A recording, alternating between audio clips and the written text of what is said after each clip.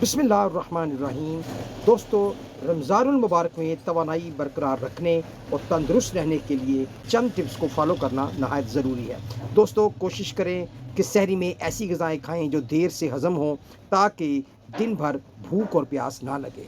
दोस्तों, सहरी के वक्त जौ का दलिया खाना नहायत मुफीद है, या इसके साथ साथ आप गंदम की रोटी भी इस्तेमाल कर सकते हैं, जिसके अंदर भरपूर फाइबर पाया जाता है और ये आहिस्ता आहिस्ता हज़म होते हैं और तवानाई देर तक बरकरार रहती है। दोस्तों, सहरी में आप अंडे का भी इस्तेमाल कर सकते हैं, लेकिन कोशिश करें अंडे के साथ सब्जियां मिला लें तो ज़्यादा बेहतर रहेगा।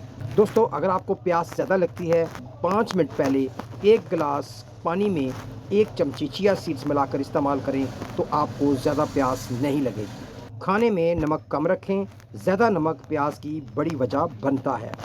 चाय और कॉफ़ी का कम इस्तेमाल करें, क्योंकि सहरी में ये इस्तेमाल करने से खुश्की पैदा होती है। तो एक अहम बात बताता चलूँ कि सहरी के फ़ौरन बाद सोना नहीं चाहिए, कम से कम 20 मिनट बाद या नमाज फ़जर के बाद सोना चाहिए। है कि ये मालूमात फ़ायदेमंद रही होंगी। Take care.